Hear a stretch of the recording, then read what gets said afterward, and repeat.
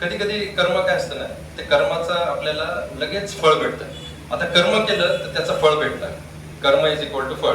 फळ भेटतात. कुठलं फळ? चांगलं कर्म चांगलं फळ, वाईट कर्म वाईट फळ. पण त्यांच्यामध्ये ना एक काळ असतो. कर्म आणि फळ याच्यामध्ये काळ असतो. तो काळ कधी कधी छोटा असतो, कधी कधी खूप मोठा असतो. कधी कधी तो दिवसांचा असतो, महिन्यांचा असतो, कधी कधी वर्षांचा, कधी कधी जन्माचा पण असतो. म्हणून आपल्याला कळत पण नाही कधी कधी असं काय घडतंय.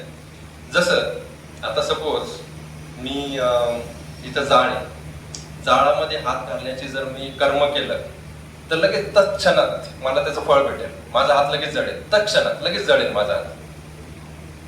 सपोज मी आज आईस्क्रीम खाल्लं तर मला लगेच काही होणार नाही, पण उद्या सकाळी मला ते सर्दी जाणवेल. माझ्या माझ्या घशामध्ये असं मला ते कोळ सर्दी वगैरे होईल. पण त्याचा कालावधी थोडा जास्त आहे. कधी कधी एखादा चोर चोरी करतो, एकदा चोरी केली तर पकडला जात नाही, दुसऱ्यांदा चोरी केली तर पकडला जात नाही. पण कधी कधी खूप दिवस झाले तर तो कधी कधी तो पोलिसांच्या तावडीत सापडतो आणि त्याला मग शिक्षा भेटते.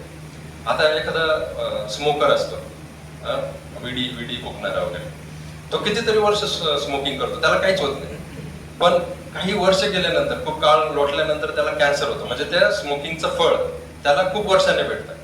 जसं आईस्क्रीम खाल्ल्याचं फळ मला कदाचित उद्या भेटेल, परवा भेटेल.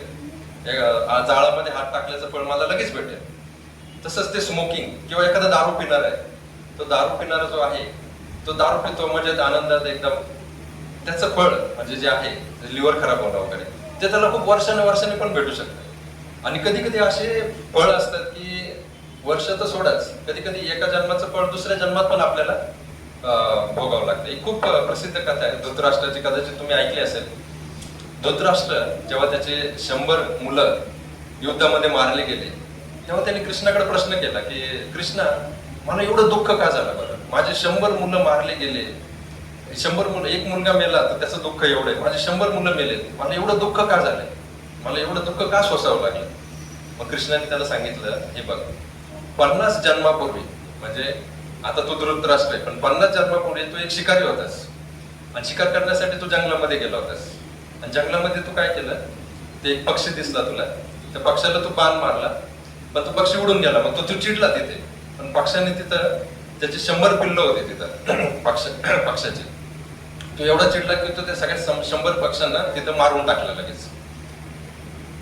तर त्या 100 पिल्लांना तू ते मारलेस, त्या पक्षाला जो त्रास झालाय आपल्या 100 पिल्ल मेल्याचा, तो त्रास तुला आता या जन्मामध्ये भोगावा लागतोय. मग धृतराष्ट्राने दुसरा प्रश्न केला, अरे पण कृष्णा, हे 50 जन्मापूर्वी झालंय, त्याचं फळ मला आता का भोगावं लागलंय?